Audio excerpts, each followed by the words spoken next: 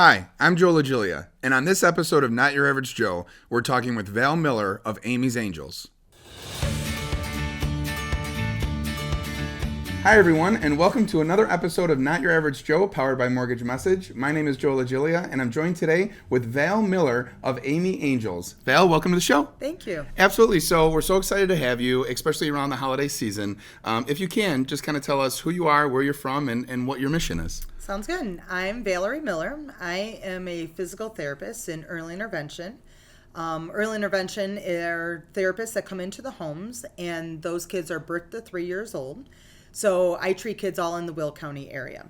So when I saw a need, I started something called Amy's Angels, and I'm the founder of that. And it is a Facebook group on the Facebook page where you can find us, and we help therapy families at the Christmas season that need different things, such as basic needs or toys for the kids. Love it. So I think where I want to get started is, just because it always fascinates me from an origin story standpoint, where did the name originate from? So, as I said, I was a physical therapist. I am a physical therapist, and I worked with one of my closest friends, Amy Gutza.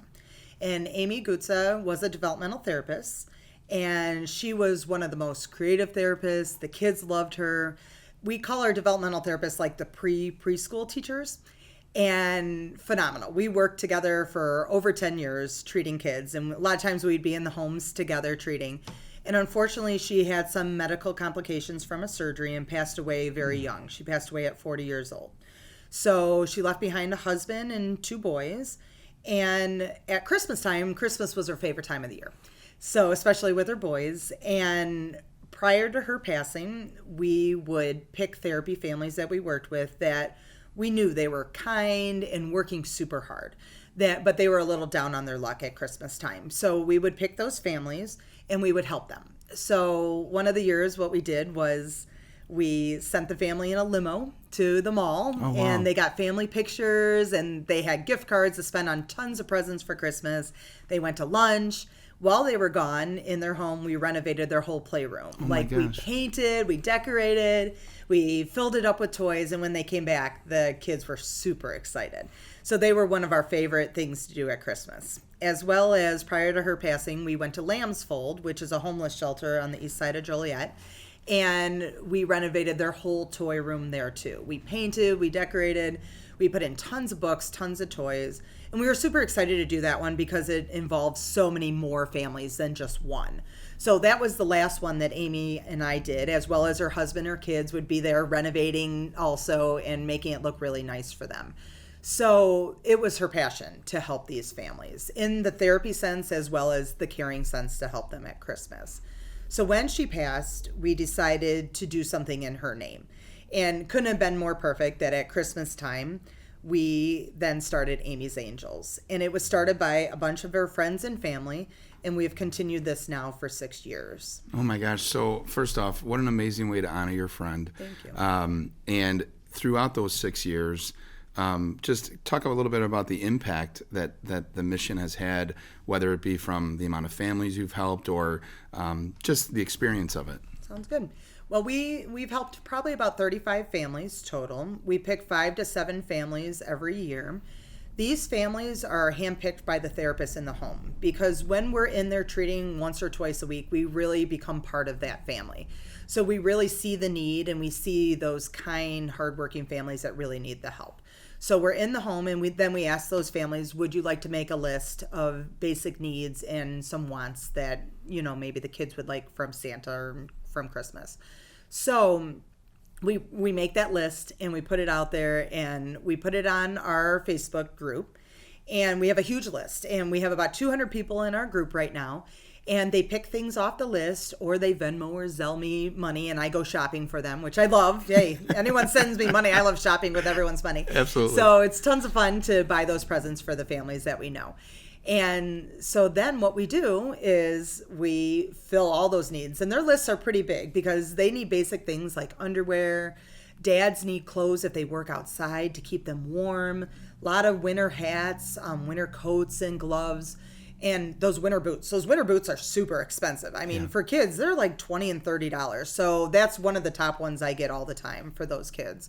So we get those lists, we put it together, and we go and drop those off at their house. And we drop them off with like Santa and the Grinch and the reindeer. We all come dressed up, like lit up. It's like a parade in our car.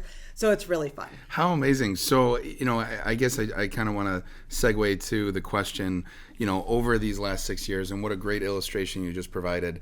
What are some of the most memorable experiences that you can recall over that time? I'll tell you one story, and it's a little sad, but it's also like it's spread a lot of joy to this family. So we had a family, this was probably about 3 or 4 years ago, and they had 4 kids, and it was a single mom working really hard with her 4 kids. And one of the things on their list was a Christmas tree. And we haven't had that on a list before. Usually it's, the toys that they want and basic clothes in the winter, things like I was saying. But this one is a Christmas tree. And I was really excited to get that on their list. So we went out, found this cute Christmas tree, bought some ornaments. And so we go and we bring in bags and bags of toys for them. And we set them in there, but the kids' eyes lit up with the Christmas tree. We took it out of the box, we put it together. The kids were putting the ornaments on, and we had Santa bring like a whole big basket of candy canes. And the kids took the candy canes and then put them on the tree. We weren't planning on doing that, but the kids thought it was the cutest thing ever to put the candy canes on the tree. So they decorated the whole tree with all these candy canes, and it was just really cool. The joy in these kids' eyes were amazing. Their little brother was the one who had therapy, and unfortunately, the mother called me a couple weeks later and said, due to tons of medical complications, the little baby had passed away. Oh my gosh. So it was so heartbreaking, and Amy's Angels was able to help with the funeral. But it was a heartbreaking story, but it was also to know that we provided joy to that family 2 weeks prior to that, too. So those older kids could experience some joy of Christmas too. How memorable. I am floored by that story. I'm sure it's moving our audience as you're sharing it.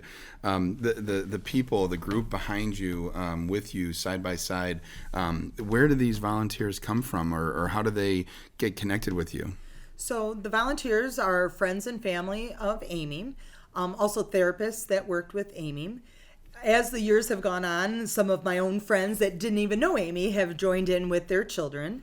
I like part of it too is we have a lot of kids in our group and a lot of kids in my neighborhood that will save their allowances and buy a toy, and they'll donate it and they wrap it in their own wrapping paper.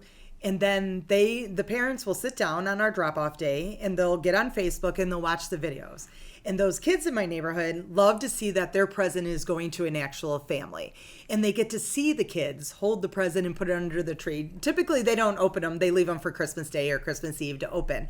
But I think it's really cool for a kid to know, like, hey, I've spent all my allowance money here to help another kid.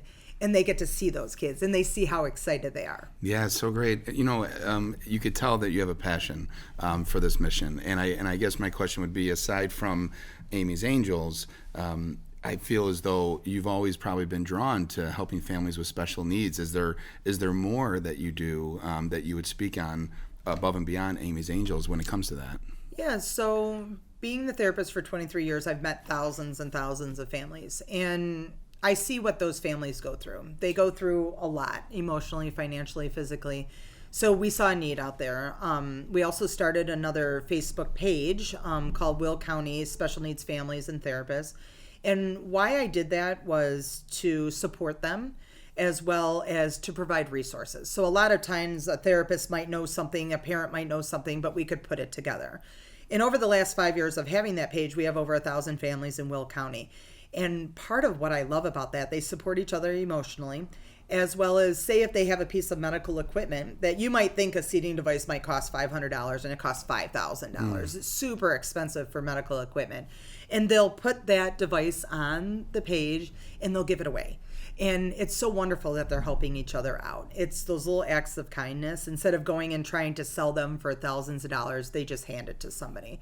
As well as they'll tell people like, oh, there's a carnival that, starts an hour before and it's free for families with special needs. And they can give them those resources and they can reach out and become friends. So a lot of people on that site have become friends. So it's just like a connection, between the therapists and the families. Absolutely amazing. So, in speaking to our audience right now, there was a moment where, especially through the inspiration of your friend Amy, that you felt the need to do more. And so much of the show is bringing real community heroes like yourself to be able to inspire others. What would you say to someone who's watching right now that has an idea and hasn't taken it off the ground like you did with Amy's Angels? What would be a message of inspiration and encouragement you would say to them?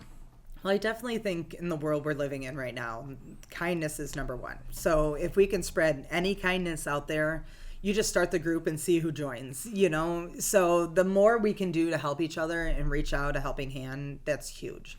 So even if you start something on Facebook and you have 5 people, that's okay. It's 5 people helping other people too. So that's what I try to instill in my own boys at home, and trying to reach out to the community too, because we can all help each other, even if it's just the support, not even if you can't help them financially, if you can help them emotionally too. I love that message. I love it. Yeah. So, Val, whether someone is watching this and has been inspired to, as we know these things need help financially and support in many ways, whether it's through fundraising or whether it's through, as you said, someone who says, hey, Val, how can I be involved? Maybe how can I be Santa? How can I help? Mm-hmm.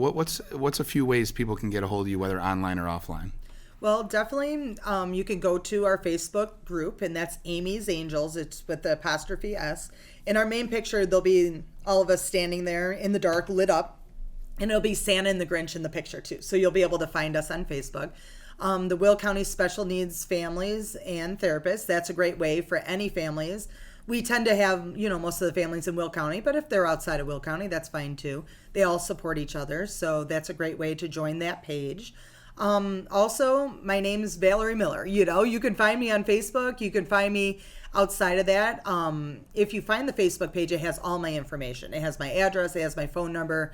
We like to help out anyone who would need help. I love it. Valerie, you were nominated because you were looked at as a real community hero, and the story you've shared today has certainly supported that. But my question for you is, in closing, who is your hero? Oh, that's a good one.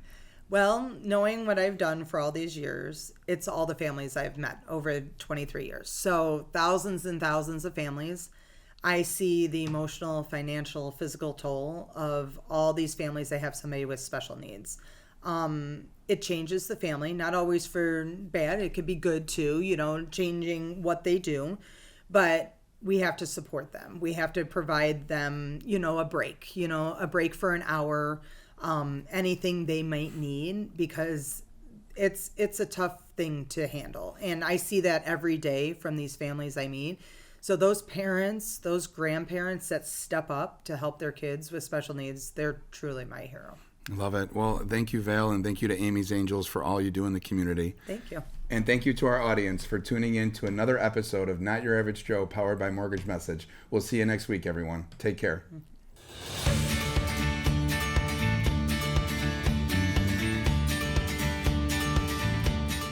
Hi, I'm Valerie Miller. I am from Amy's Angels. I was just a guest on Not Your Average Joe. If you know any other community heroes, we would love to hear their story.